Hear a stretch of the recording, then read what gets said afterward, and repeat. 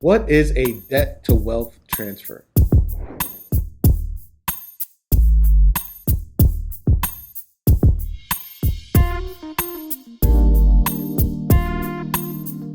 A debt to wealth transfer is a strategy to eliminate your debt as fast as possible while at the same time creating a bank which will have a residual effect of guaranteed compound interest plus dividends, tax-free growth for the rest of your life. So first, let's talk about a few debt elimination strategies. Well, you have debt snowball, there's debt avalanche, there's cash flow indexing, and of course, there's velocity banking.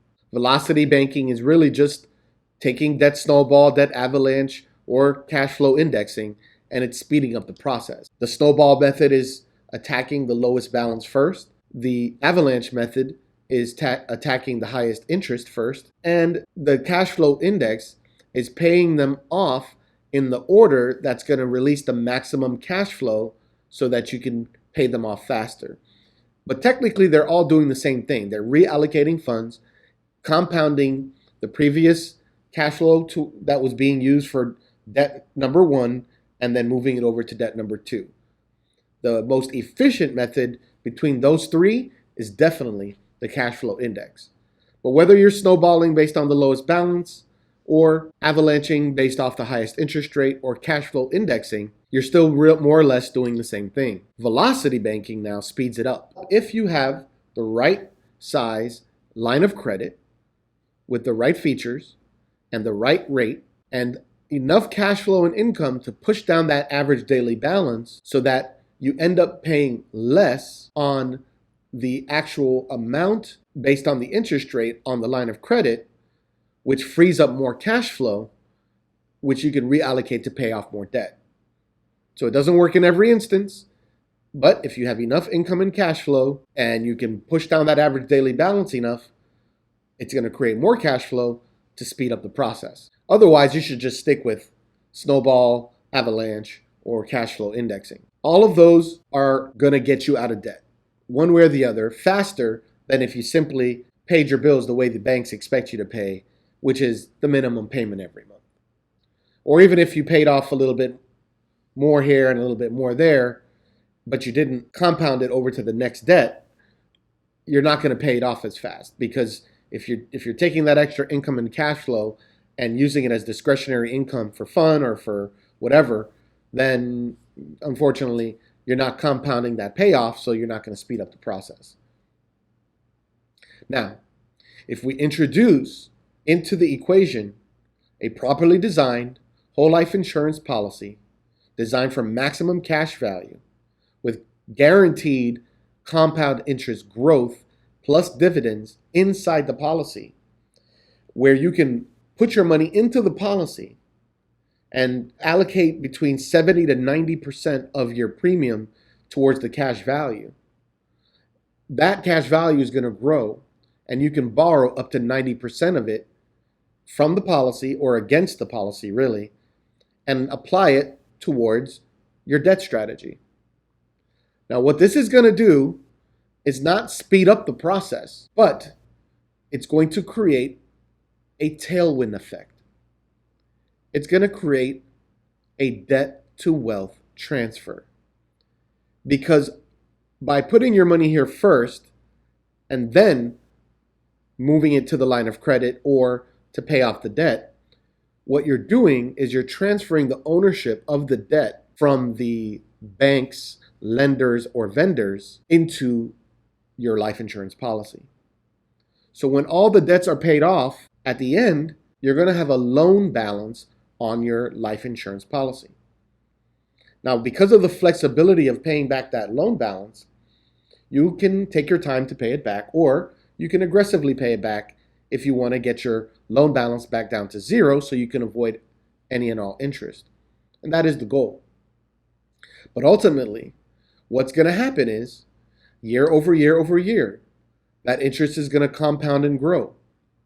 And so that tailwind effect is that money that you were using to pay off the debt, instead of you having an empty bank account after you've paid off all your debt, you're going to have a life insurance policy with cash value that's going to grow and grow for the rest of your life.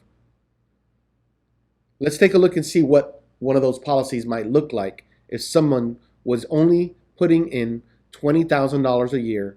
We have a 34-year-old male in excellent condition health-wise who's going to be putting $20,000 a year for 10 years.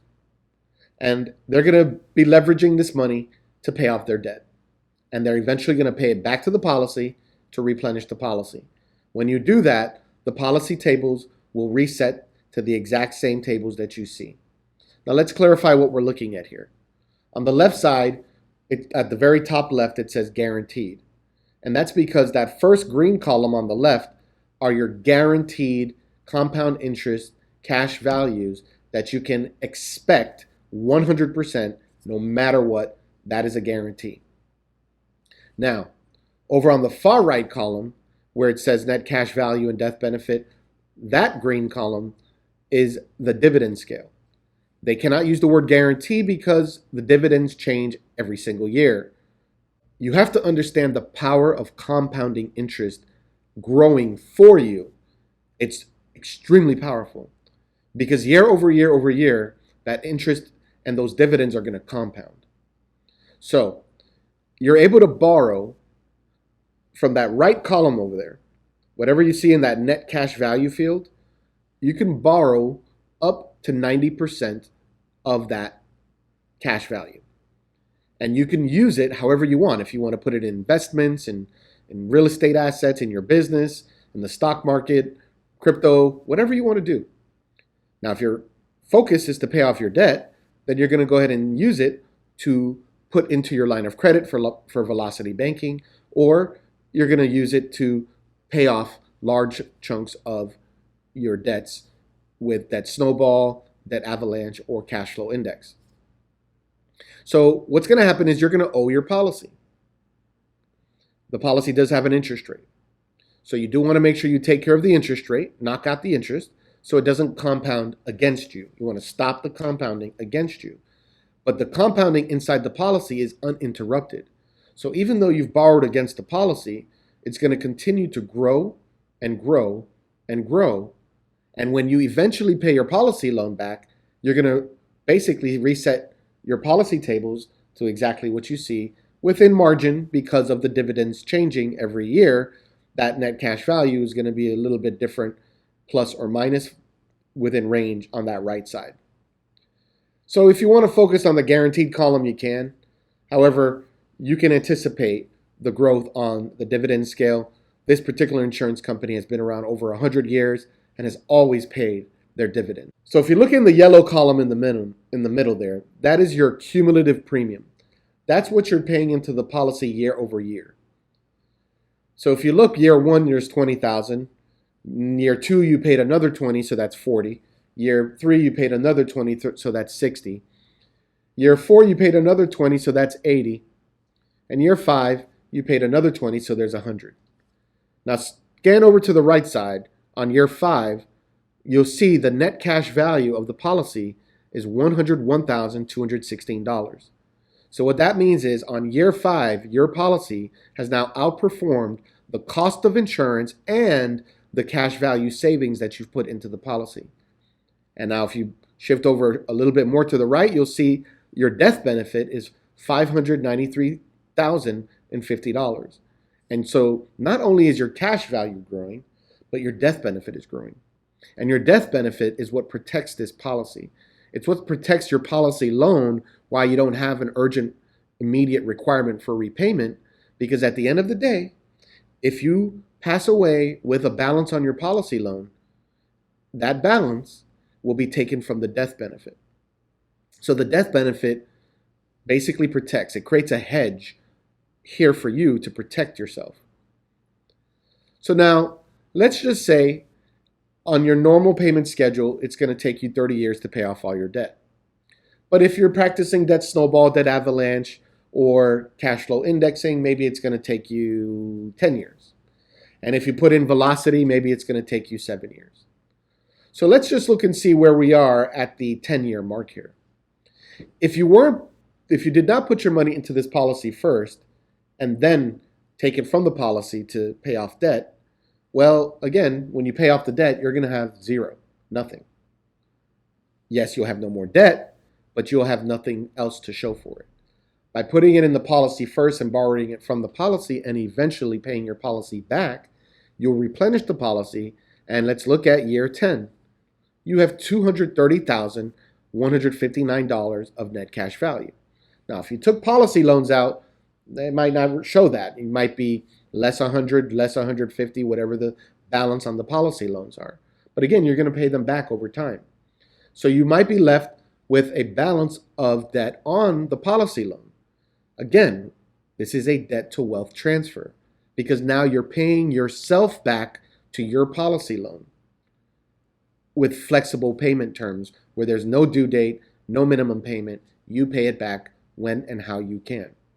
Again, if you pay it back aggressively, the sooner you do is the sooner you stop any interest on the policy loan. Policy loan interest is typically between 5 to 6%, in that range. Now, if you stop the interest from compounding on the policy loan and your interest is growing in the policy, you're going to have an arbitrage based on the compound interest growth versus the interest owed because you stopped it from compounding against you, but the compounding for you has not stopped. And as you pay back the policy loan, let's just say it takes you another 4 or 5 years to pay back your policy loans. And I'm stretching this out now, guys. Okay, you paid off all the debts and you've transferred the balances of your debts basically into your policy loan. And now you're taking your time to pay back the policy loan. So by year 15, you now have $296,127 in your policy. Your total premium that you paid into the policy is $210,000. That is approximately an $86,000 growth in the policy that is tax-free growth, which you would not have realized if you would have just used your cash flow to pay off your debt, or even with velocity banking, you would have paid off that debt faster, but you would not have that growth happening in the policy. So there's something called your opportunity cost as well as your insurability. And this is why I believe it is urgent that rather than waiting until you pay off all your debts, you should consider putting a policy in place at the beginning of your debt elimination strategy. Why? Because there's no guarantee of insurability. At the end of the day, tomorrow, next week, next month, next year, anything can happen and you might not be able to qualify for a policy. So you're not guaranteed insurability. Now, if you really just want to pay off your debts first, then what I would say is, okay, at least minimum, lock yourself in with a convertible term policy so you pay a bare bones minimum on a premium to get the maximum death benefit, and we can convert that into a whole life policy later on. But you're still going to be missing out on that compound interest growth, which is the opportunity cost. So in this case, 15 years later, there's $80,000 of growth in the policy, which is the opportunity cost that you would have lost in this policy if you did not perform this strategy. But it doesn't stop there because this policy is a whole life policy. It's permanent insurance. It lasts for the rest of your life. So now we have a bare bones $2,000 a year premium for this policy. At $2,000 a year, we're talking about only about $166 a month to keep this policy active and going, growing with strength. And as you see on the right column there, the net cash value on year 15 is $296,127. The next year, the net cash value is $311,082. Your premium was only $2,000, but the policy just grew $15,000. So now you see the power of compound interest. In the early years in these policies, it's not exciting. Actually, the first year, it looks like there's a loss, but there's not really because the base premium is purchasing a death benefit of $413,000. So you are buying a policy. There is a cost for that. That's why in the early years, it seems like there's a loss. But in the latter years, as you transfer that debt ownership into your policy, now you're starting to build wealth in the policy. So let's see. By the time you're 65 years old, you now have $626,000 of cash value built into your policy. Your cumulative premium is only $242,000. That means that you only paid $242,000 of premium on this policy over the last 30 years, but you have $626,000 of cash value. You can borrow up to 90% of that at any time. Use it again to buy a new car, as a down payment on a house, or let it sit and let it continue to season and mature, because maybe you're not ready to retire at 65. So let's look and see what happens when you become, let's say, 75 or 80 years old and you're ready to retire. So when you're 75 years old, your policy now has a total of $962,917. Your total cumulative premium is $262,000. And that's it. The insurance company is not even going to allow you to pay any more premium because your policy is now paid in full. That means for the rest of your life, you have no more premium. If you live until you're 100 years old, you will not pay one more penny. But your policy will continue to grow. Because if you look at year 75, and then you look at year 76 on the far right column, year 75, you have $962,917. And year 42, when you're 76, you have $1,001,706. And that is the power of compound interest. So now, maybe you're still not ready to retire. Let's go down to when you're 80 years old. Maybe that's when you're going to retire. You'll have almost $1.2 million that you can access for your retirement. You can access it through policy loans. You can leverage that for investments. You can do whatever you want with it. This is the power of compound interest growth inside of a whole life insurance policy when it's properly designed for the infinite banking system or concept, or becoming your own bank. And that death benefit is tax-free to your beneficiaries.